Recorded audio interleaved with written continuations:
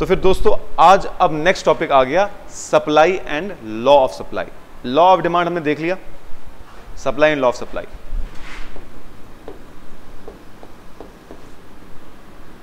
जैसे कि हमने डिमांड में देखा था कि demand is what, the ability and willingness of a consumer two by a product at a particular time eight a particular price.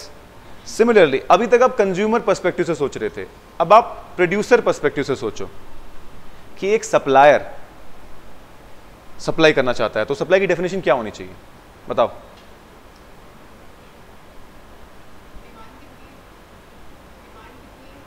Demand की बात ही नहीं कर रहे, आप सप्लाई की बात करो। सप्लायर जब सोचेगा मुझे फलाना प्रोडक्ट बनाना है तो उसके दिमाग में क्या चल रहा होगा कि मैं सप्लाई की डेफिनेशन क्या है।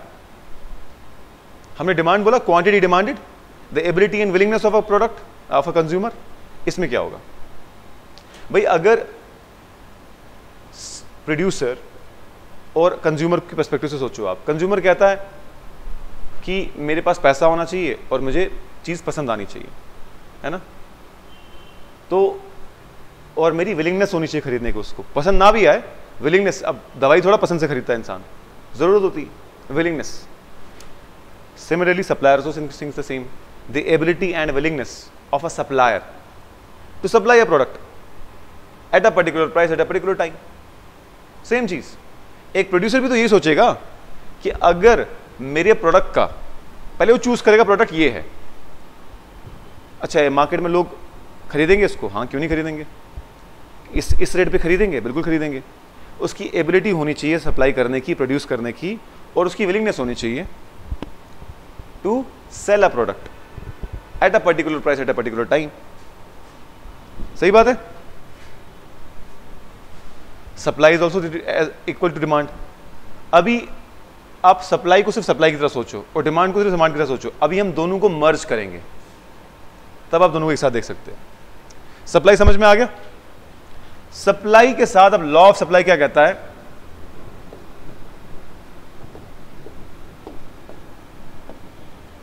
कि the quantity supplied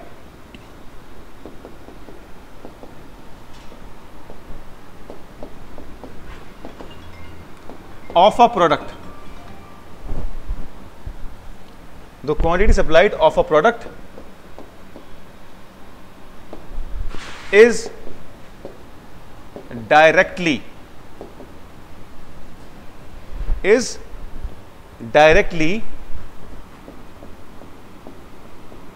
proportional to its price, provided other factor remain constant. Other factor remain constant. So अगर आप सब कंज्यूमर को देखो, कंज्यूमर कहता था कि मुझे जितना सस्ता चीज मिले उतना अच्छा, पर सप्लायर तो नहीं सोचेगा ना, ये सप्लायर बोलेगा कि जितना ज्यादा प्राइस मिले उतना अच्छा। तो वहां पर जो प्राइस थी प्रोडक्ट की उसके इनवर्सली प्रोपोर्शनल था क्वांटिटी डिमांडेड, यानी जितना कम प्राइस होगा उतना लोग डिमांड करेंगे। लेकिन सप्लायर क्या बोलेगा कि मेरे प्रोडक्ट का मुझे जितना ज्यादा पैसा मिलेगा उतना मैं ज्यादा सप्लाई करूंगा। इसलिए वहां कहा इनवर्सली प्रोपोर्शनल, यहां कहा डायरेक्टली प्रोपोर्शनल, यानी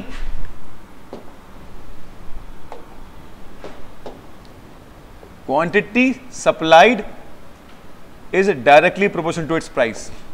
प्राइस बढ़ेगा तो सप्लायर सप्लाई बढ़ाएगा, प्राइस घटेगा तो सप्लायर सप्लाई घटाएगा। समझ में आ गई बात? क्लियर है? तो सप्लाई कर भी देख लो,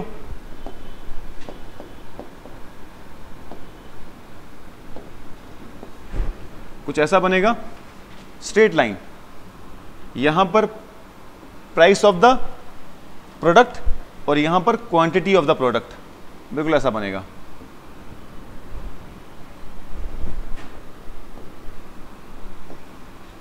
यानी लोअर प्राइस पे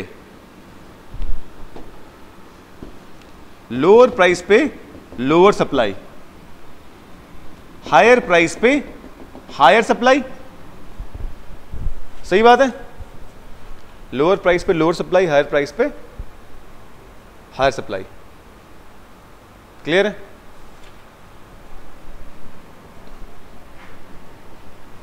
सोचो ना, आप अगर अचानक सोचते हो थोड़ा बिजनेस भी करते हैं, कई स्टूडेंट्स बिजनेस माइंडेड होते हैं कि यार कोरोना की second, third wave, fourth wave का चांस कुछ बन रहा है, इसका मतलब है कि लोग डिमांड करेंगे मास्क, तो क्यों ना मैं मास्क जनरेट करूं, मास्क घर में बनाऊं और अच्छे ट्रिपल लेयर्ड मास्क बेचूं मैं मार्केट में।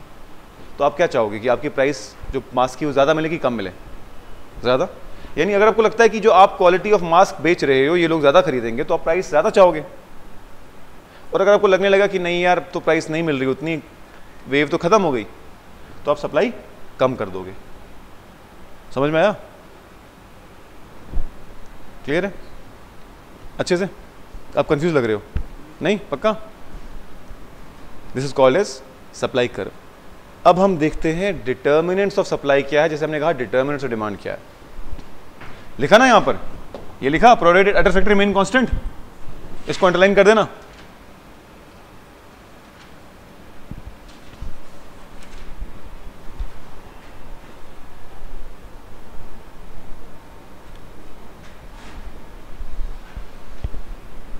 हो गया?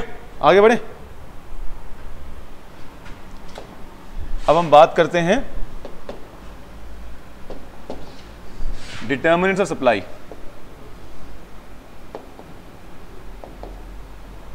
अब सोचो, पहले हम सोच रहे डिमांड पर्सपेक्टिव से, कंज्यूमर पर्सपेक्टिव से, अब आप सप्लायर पर्सपेक्टिव से सोचोगे कि सप्लायर कितना सप्लाई करे, वो किन चीजों पे डिपेंड करेगा।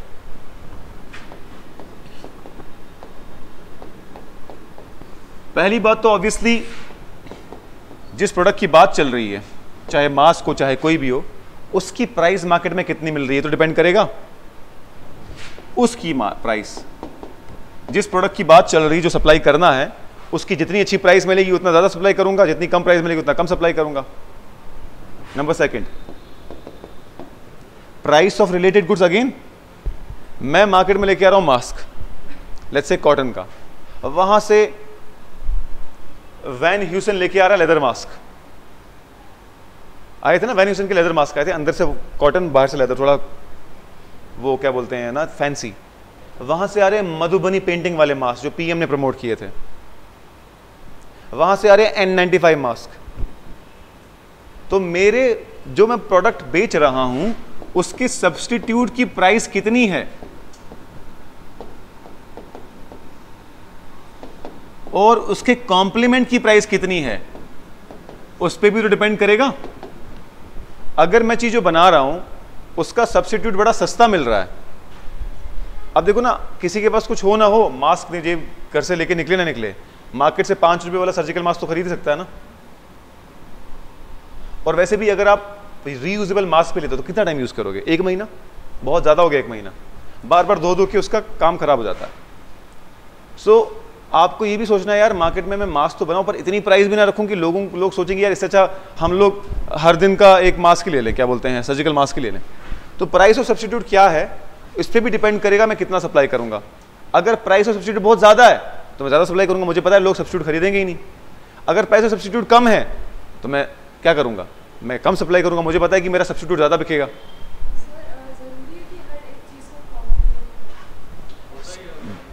बिल्कुल सही सवाल पूछा इन्होंने। बोलते हैं कि जरूरी है क्या कि हर किसी चीज का कॉम्प्लीमेंट हो?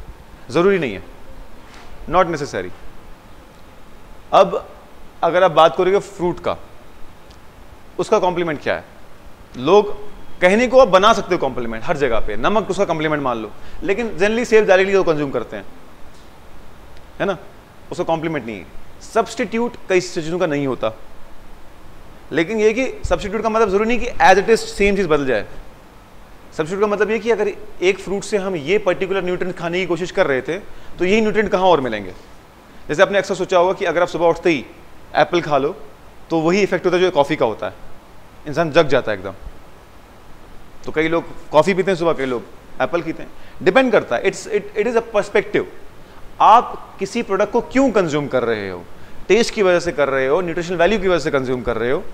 अब कई लोग ओमेगा 3 फैटी एसिड्स के लिए फिश ऑयल कैप्सूल खाते हैं, कई लोग अखरोट खाते हैं। देखने को तो सब्स्टिट्यूट नहीं है क्योंकि वो तो ड्राई फ्रूट है, ये फ्रूट है, लेकिन पर्पस क्या था आपका कंज्यूम करने का, डिपेंड वो करता है। अब कई लोग अपना एग्रेशन खत्म करने के लिए बॉक्सिंग में जाते हैं, आप हो सकता है अपने छोटे भाइयों को मारते हो, बात सही है ना? So it depends upon you कि आप अपनी किसी प्रोडक्ट सर्विस का सब्स्टिट्यूट क्या मानो या कॉम्प्लीमेंट क्या मानो। हो भी सकता है, नहीं भी हो सकता। नंबर 3, ये समझ में आया किस तरीके से होगा प्राइस ऑफ रिलेटेड गुड से डिपेंड करेगा। अब देखो एक नई चीज जो हमने डिमांड में नहीं पड़ी थी,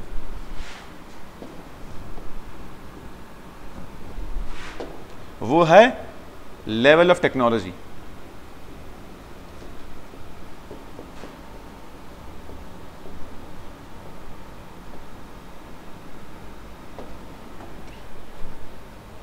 लेवल ऑफ टेक्नोलॉजी, आप कोई चीज बना रहे हो, आप कोई सर्विस ऑफर कर रहे हो, सप्लाई सर्विस की भी हो सकती है, गुड की भी हो सकती है। आप एक ड्राइवर हो, देखो कनाडा में, अमेरिका में ऊबर से ड्राइव करना बड़ा कॉमन है। इंजीनियर, डॉक्टर, लॉयर करते हैं क्योंकि बहुत पैसे मिलते हैं। मेरे एक फ्रेंड का फ्रेंड है, कहता मुझे एप्पल खरीदना था तो मैंने कुछ टाइम ऊबर चला ली तो मैंने एप्पल ले लिया। कहते मुझे एप्पल मोबाइल लेना था तो मैंने कुछ देर ऊबर चला दी वहां पर, तो मेरे को पैसे मिल गए तो मैंने एप्पल खरीद लिया। वहां पर ऐसा है कि वहां पर लिटरली कोई काम को छोटा नहीं माना जाता। तो अगर आप ड्राइवर हो, आपने सोचा कि मैं मार्केट में अपनी सप्लाई करूंगा सर्विसेज एज ड्राइवर, और वहां से टेस्ला आ गया और उसने ऑटो ड्राइविंग कार डाल दी, फिर क्या करोगे आप? ड्राइवर का काम ही खत्म हो गया, तो सप्लाई खत्म कर दोगे आप। यानी जब आप कह रहे हो कि सप्लाई मैं करूंगा, उस टाइम पे लेवल ऑफ टेक्नोलॉजी अगर बदल गया तो आपकी सप्लाई चेंज हो जाएगी। जैसे हमने डिमांड में कहा था कि अगर मैं ये कहूं कि किसी चीज की डिमांड ज्यादा हो जाएगी उसकी प्राइस कम होने पे, और कम हो जाएगी उसके ज्यादा होने पे, ये सिर्फ तभी वैलिड होगा जब अदर फैक्टर यानी नॉन प्राइस डिटरमिनेंट कांस्टेंट रहेंगे। वैसे ही लॉ ऑफ सप्लाई में भी ये कहना कि supply is directly proportional to price, यानी किसी भी चीज की सप्लाई ज्यादा होगी अगर उसकी प्राइस ज्यादा मिलेगी, और उसकी प्राइस कम होगी अगर उसकी सप्लाई कम होगी अगर उसकी प्राइस कम होगी, ये तब वैलिड है जब ये कांस्टेंट रहे। अगर लेवल ऑफ टेक्नोलॉजी चेंज हो गया तो फिर लॉ ऑफ सप्लाई वैलिड नहीं रहेगा। अब आप चाहे कितने ही सस्ते दामों पे ड्राइवर बन जाओ, जब बंदे की गाड़ी में ही ऑटो ड्राइवर है तो उसको ड्राइवर की जरूरत क्या है? सप्लाई खत्म हो गई। समझ में ही बात? सिमिलरली अब देखो, एक जमाने में टाइपिस्ट की बड़ी जरूरत होती थी, आज सॉफ्टवेयर्स हैं, आप बोलो टाइप अपने आप कर लेता है। आपके मोबाइल में है, आप गूगल पे क्लिक करो, चीज बोलो, वो अपने आप टाइप करता है। ऐसे सॉफ्टवेयर भी हैं। सो अगर मैं कहूं कि टाइपिस्ट की कितनी डिमांड, कितनी सप्लाई है मार्केट में, अगर सस्ते दामों पे आपको मिलेगा तो सप्लाई कम होगी, अगर महंगे दामों पे मिलेगा तो सप्लाई ज़्यादा होगी। लेकिन अगर सॉफ्टवेयर मार्केट में आ गया तो सप्लाई खत्म, जरूरत ही नहीं किसी टाइपिस्ट की। सही बात है?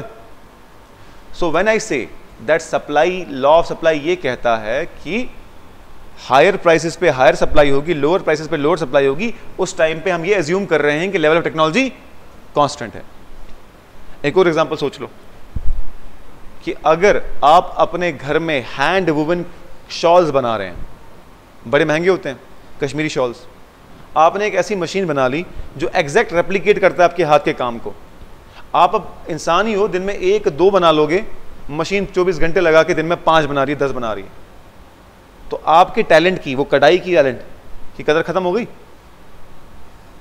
सो अगर मैं कहता हूं कि supply of my talent for weaving the shawl should increase if I get more price, ये तब वैलिड होगा जब लेवल ऑफ टेक्नोलॉजी कांस्टेंट रहेगा। उस टाइम पे कोई मशीन का इन्वेंशन नहीं होना चाहिए। समझ गए? क्लियर है?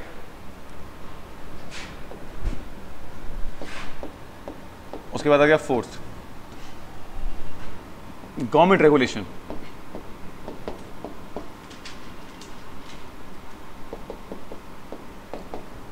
लॉ ऑफ सप्लाई को होल्ड करने के लिए government regulation should not change.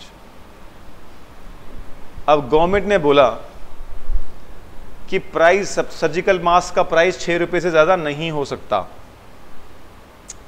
तो अब मैं अगर चाहूँ भी सर्जिकल मास्क पे मैं ट्रिपल लेयर चढ़ा दूँ, बड़े अच्छे क्वालिटी प्रोसेस यूज़ करूँ मैं, उसमें मैं कोई टेक्नोलॉजी लगा दूँ, 6 रुपये से ऊपर मैं बेच ही नहीं सकता। तो लॉ ऑफ सप्लाई क्या हो जाएगा? इनवैलिड हो जाएगा।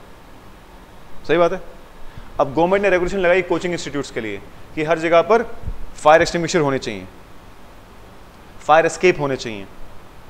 इससे कॉस्ट बढ़ता है सप्लाई का, जो कॉस्ट हमारे सर पे आएगा वो पास ऑन हो जाता है कंज्यूमर पे। अब विमल इलाची ने करोड़ों रुपए दिया होगा शाहरुख खान, अजय देवगन और अक्षय कुमार को, वो कहां से करेंगे? जेब से थोड़ा निकालेंगे, वो विमल इलाची से निकालेंगे।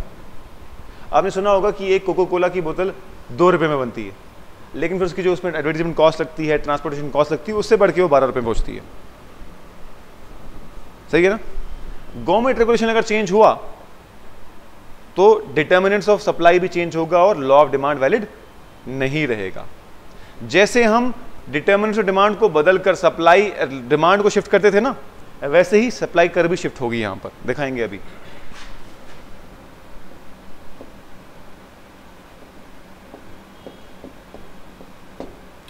कॉस्ट ऑफ इनपुट,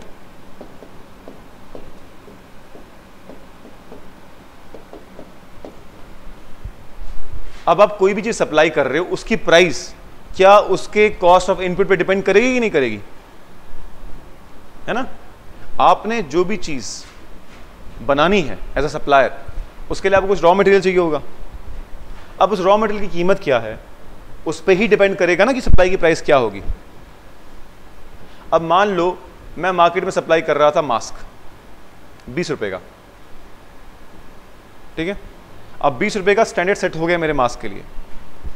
अब गवर्नमेंट ने टैक्स बढ़ा दिया कॉटन के क्लॉथ पे जिसमें मास्क बना रहा था, उसका टैक्स बढ़ा दिया। अब उस टैक्स बढ़ाने की वजह से जहां पहले मुझे खुद को 15 रुपए का मास्क पहुंचता पड़ता था और मैं 20 रुपए में बेचता था, अब वो मुझे 20 रुपए का पड़ने लगा। और गवर्नमेंट ने बोला हुआ कि 20 रुपए से ऊपर मास्क नहीं बेच सकते, तो मेरी सप्लाई कम हो जाएगी। मैं बोलूँगा यार कोई कॉस्ट ही नहीं है, प्रॉफिट ही नहीं, तो मैं बेचूं क्यों? सो कॉस्ट ऑफ इनपुट के बढ़ने घटने की वजह से भी सप्लाई चेंज हो जाएगी। समझ में आ रही बात? आइए अब हम देखते हैं इसको किस तरीके से सप्लाई कर्व पे इफेक्ट करेगी।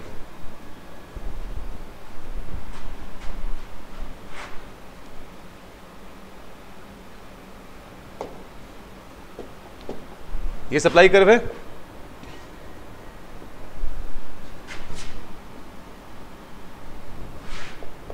मान लो ये था मास्क, 10 रुपए का एक मास्क मिल रहा था आपको अच्छी क्वालिटी का। पहले मुझे खुद का मास्क बन रहा था, लागत थी मेरी 5 रुपए और 5 रुपए में प्रॉफिट कमा रहा था, ठीक है। नॉर्मली मेरी सप्लाई सिर्फ तब बढ़ेगी या घटेगी जब इस मास्क का सब प्राइस चेंज होगा। अगर मास्क का प्राइस 5 रुपए चला गया, सॉरी ये तो डिमांड कर बना दी मैंने,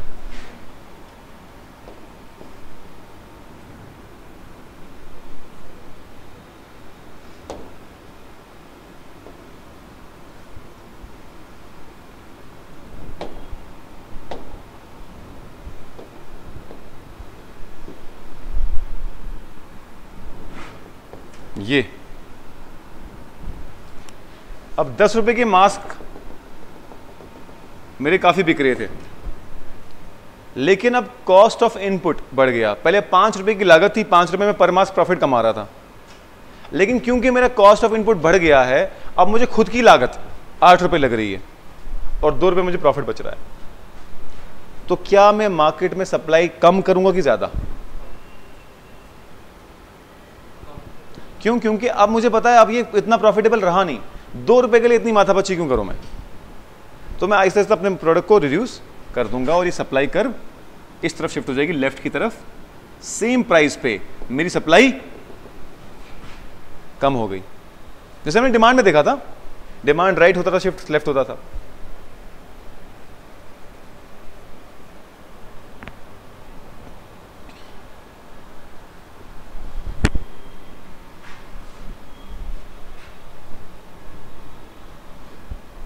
बना लिया?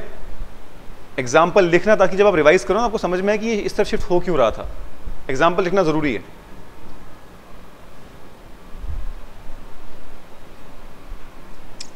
समझ में आ गई बात? एक और एग्जांपल लेते हैं। मान लो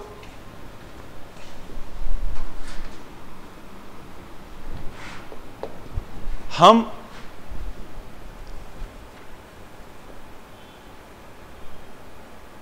कॉस्मेटिक्स की एग्जांपल लेते हैं। कॉस्मेटिक्स प्रोडक्ट एक पर्टिकुलर अमाउंट पे मिला करते थे, face mask, foundation, other things, मतलब बहुत सारी चीजें बहुत महंगे दामों पे मिलती थी।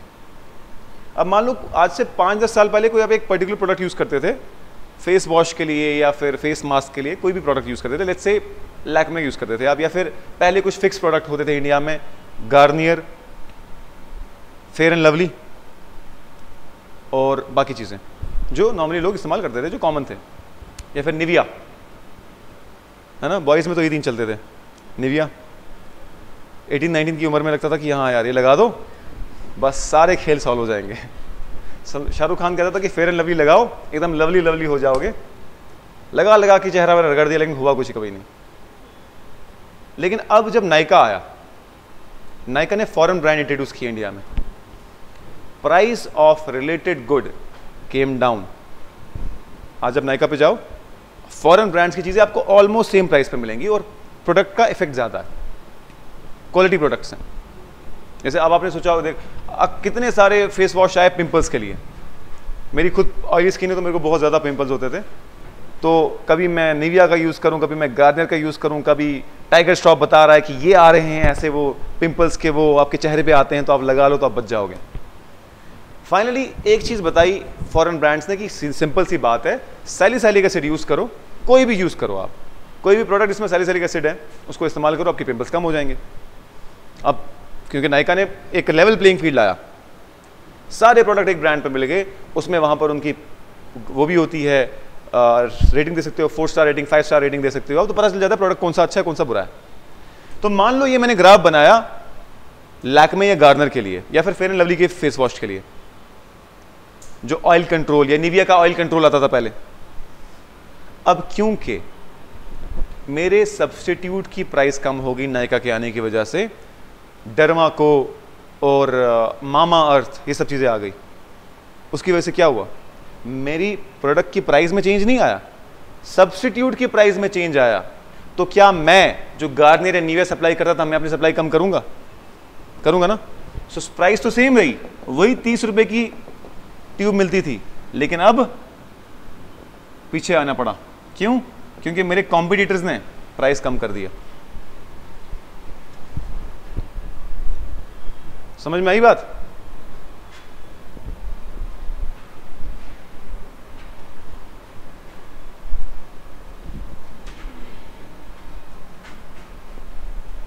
जो मैंने प्रोडक्ट यूज किए उससे चेहरा तो हुआ नहीं साफ, लेकिन मेरे बाल जरूर पहले झड़ गए, जेल लगा लगा के। सेट वेट बहुत लगाता था मैं, और आज देखो कितना चमकता हुआ सर है मेरा, चेहरा तो नहीं चमका। हो जाता है यार, बेसिकली यही तो है मार्केटिंग प्रॉब्लम, यही तो है। They just pump you this with this products in the market, लगाओ जी आप बड़े खूबसूरत लगोगे, पता चले कुछ दिनों बाद बाल ही नहीं बचे।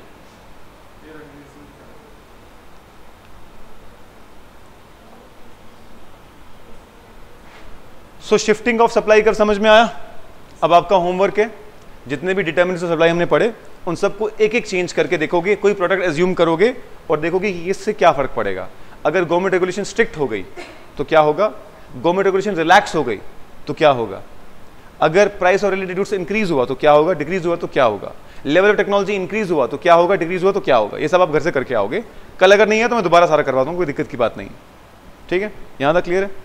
अब देखो, सप्लाई बात कर ली हमने, डिमांड बात कर ली, लेकिन असल बात तो ये है कि किसी चीज की प्राइस ना तो सिर्फ उसकी सप्लाई पे डिपेंड करेगा ना सिर्फ डिमांड पे करेगा, ये दोनों पे डिपेंड करेगा कि डिमांड करने वाला कितने रुपए पे डिमांड कर रहा है, सप्लाई करने वाला कितने पे सप्लाई कर रहा है। इसीलिए ना सिर्फ डिमांड कर्व अकेले किसी प्रोडक्ट की प्राइस डिमांड वो कर सकती है, ना सिर्फ डिमांड कर्व अकेले किसी प्रोडक्ट की प्राइस को फिक्स कर सकती है। आगे बढ़ने से पहले यहां पर दो टर्म यूज की जाती है सवालों में जो आपके दिमाग में आएगी। एक तो आ गया शिफ्टिंग ऑफ डिमांड कर्व, एक आता है movement along the demand curve, ये देख लो, या फिर movement along the supply curve. ये देखो, ये डिमांड कर्व है, ये सप्लाई कर्व है। अब ये प्राइस है इसका। जब मैं जिस प्रोडक्ट की बात कर रहा हूं उस प्रोडक्ट की प्राइस में अगर चेंज आता है, तो लेट अस से पहले 10 रुपए का कोई प्रोडक्ट था, जो मैं लिटिल साबुन की एग्जांपल ले रहा हूं, जो मैं 5 कंज्यूम कर रहा था। अगर यही चीज 15 रुपए की हो जाएगी, तो क्या जो पॉइंट पहले यहां था वो यहां आ जाएगा? भाई 10 रुपए का था, यहां 15 रुपए का हो जाएगा।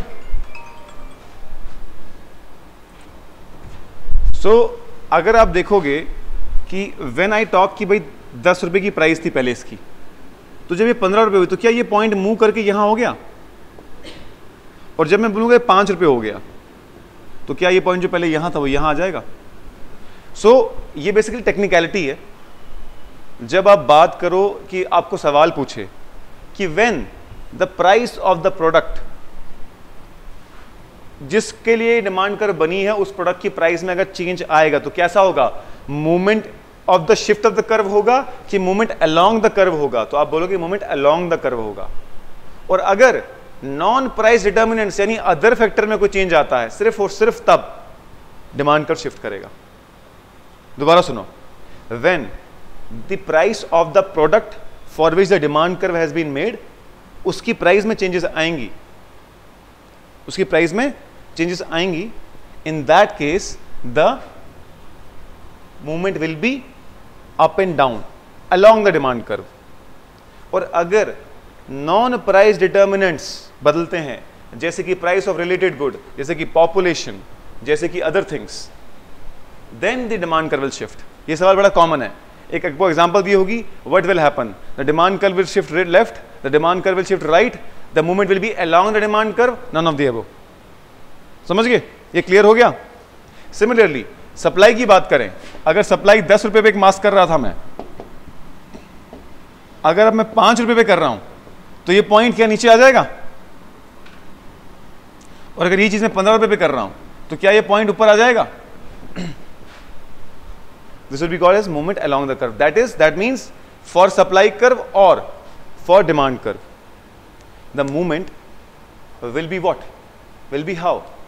Along the curve. But अगर जो आपका determinants of supply है या फिर determinants of demand है, specifically non price determinants, उस केस में सप्लाई कर्व शिफ्ट होगा लेफ्ट या राइट, या डिमांड कर्व शिफ्ट होगा लेफ्ट या राइट। ये समझ में आ रहा है? देखो ना, शिफ्ट अगर हो रहा होता तो नई कर्व बन जाती ना, तो अलोंग हो रहा है ना, इसी कर्व जो बनी हुई थी उसी के ऊपर नीचे मूवमेंट हो रही है। समझ में आ गई बात? क्लियर है?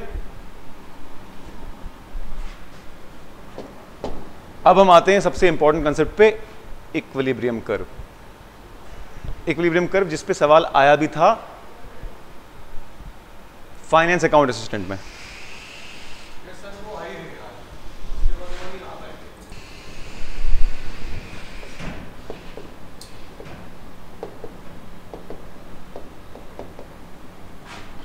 अभी तक हम डिमांड और सप्लाई को अलग अलग देख रहे थे,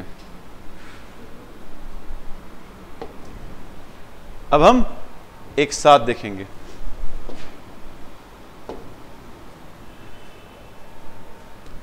ये था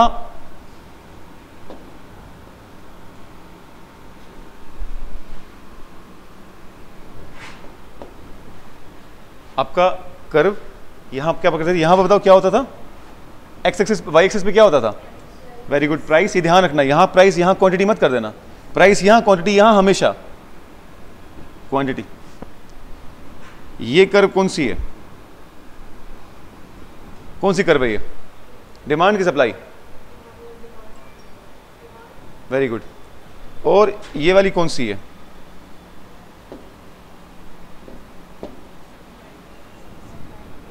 सप्लाई।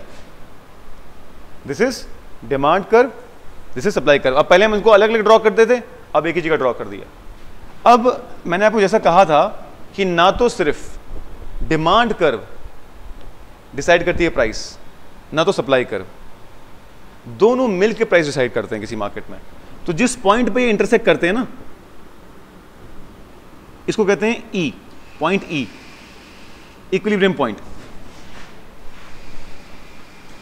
और इसके साथ एसोसिएटेड जो प्राइस होती है उसको हम कहते हैं पीई,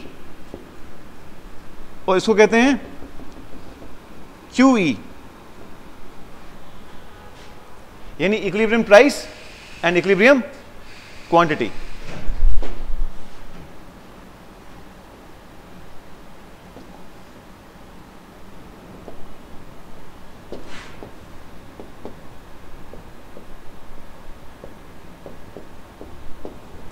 ठीक है, देखो पहले हमने अलग अलग ड्रॉ किया था, डिमांड कर्व अलग, सप्लाई कर्व अलग। अब हमने दोनों को एक साथ ड्रॉ कर दिया।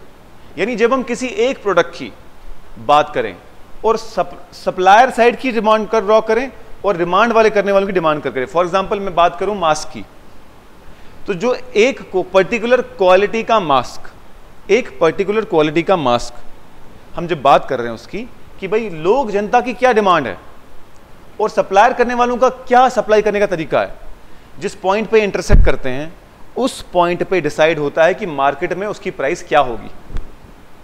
अब देखो, अब कभी जाते हो मार्केट में सब्जी खरीदने, तो जनरली टमाटर का भाव को सेम दिखेगा, प्याज का भाव सेम दिखेगा।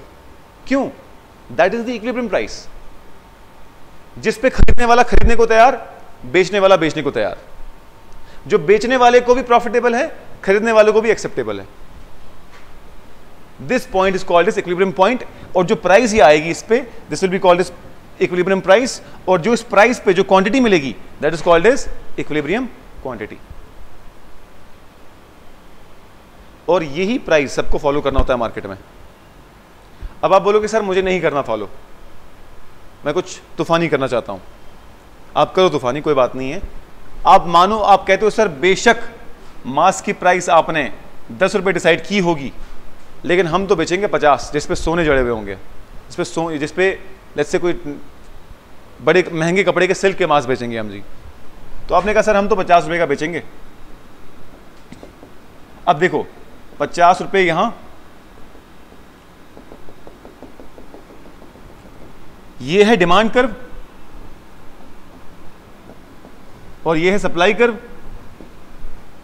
डिमांड कर्व को इसने यहां पर इंटरसेक्ट किया और सप्लाई कर्व को इसने यहां पर इंटरसेक्ट किया। अब देखो 50 रुपए के प्राइस पे डिमांड सिर्फ इतनी सी है और सप्लाई इतनी ज्यादा है, यानी 50 रुपए का महंगा मास्क खरीदने वाले लोग बहुत कम हैं और अपने मार्केट में लाया बहुत कुछ है। यानी आपके कुछ चंद आइटम, लेट्स से आपने 50 रुपए वाला खरीदने वाला सिर्फ एक बंदा है और आपने लाए 10 हैं, तो एक तो बिक गया, आपका 9 पड़े रह गए।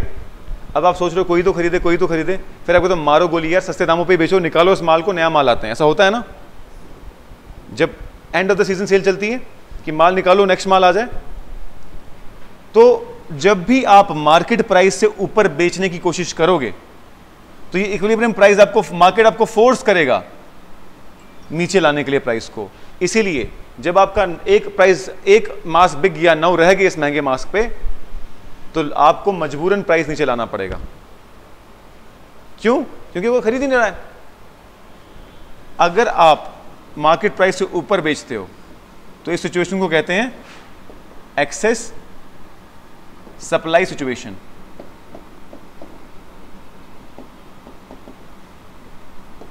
क्योंकि जिस प्राइस पे आप बेच रहे हो उस प्राइस पे इतनी डिमांड ही नहीं है। जब डिमांड नहीं है इतनी ज्यादा और सप्लाई आपने ज्यादा कर लिया, पड़े पड़े रह जाएगा। सही बात है। अब आपने सुना होगा ग्रेप फ्रूट के बारे में, ग्रेप फ्रूट सुना है? 300-400 रुपए का मिलता है, कुछ संतरे जैसा होता है, अंदर से लाल होता है। That is very famous for burning fat. अब खाओगे तो उससे फैट बर्न होता है, कहते हैं। एंटीऑक्सीडेंट भी बड़े होते हैं उसमें। लेकिन आप लोगों में शायद कभी किसी ने देखा भी नहीं होगा, मैंने भी पहली बार दिल्ली में ही देखा था। अब जम्मू की मार्केट में आप किलो के हिसाब से ग्रेप फ्रूट लाओगे और बोलोगे लो 300 रुपये का संतरा खरीदो, आम इंसान को क्या फर्क पड़ रहा है उसमें एंटीऑक्सीडेंट्स हैं कि क्या है, उनको संतरा खाना है। संतरा उनको 50 रुपये दर्जन मिल जाएंगे, आप 300 रुपये का एक दे रहे हो उनको, वो क्यों खरीदेंगे?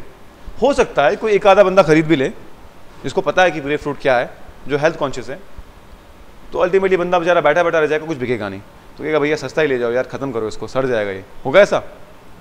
जब भी मार्केट से अबव प्राइस पे आप कोई चीज लाओगे तो मार्केट आपको फोर्स करेगी नीचे आने पे, क्योंकि डिमांड कम होगी, सप्लाई ज्यादा होगी, इसको कहेंगे हम एक्सेस सप्लाई सिचुएशन। और सिमिलरली अगर आप कहते हो नहीं सर हम मार्केट प्राइस से नीचे बेचना चाहते हैं, लेट्स से 5 रुपये 10 रुपये था तो आप 5 रुपये का बेचना चाहते हो,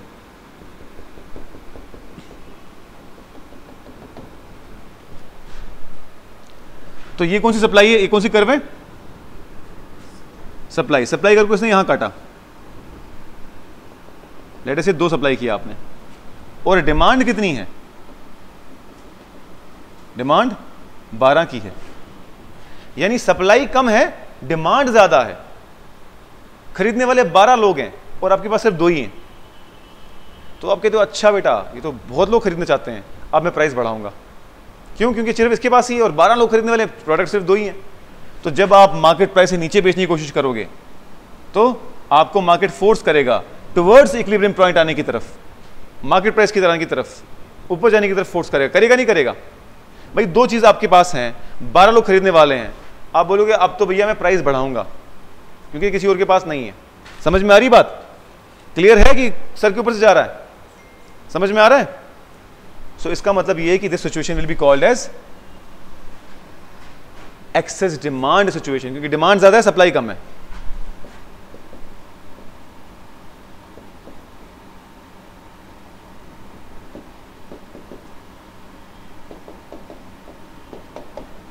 ठीक है,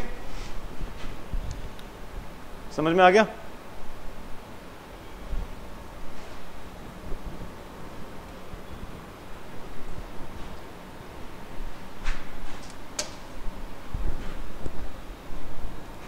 एक्सेस डिमांड सिचुएशन। कोई कंफ्यूजन इसमें, कोई प्रॉब्लम? आप पक्का? आज के लिए काफी है? कोई डाउट है? अब कल हम करेंगे यूपीएससी वाला क्वेश्चन जो आया था और जो जेकेएसबी के क्वेश्चन आए थे, और अगर केएस में कोई डिमांड वाला होगा तो वो भी कर लेंगे। ठीक है, thank you so much everyone.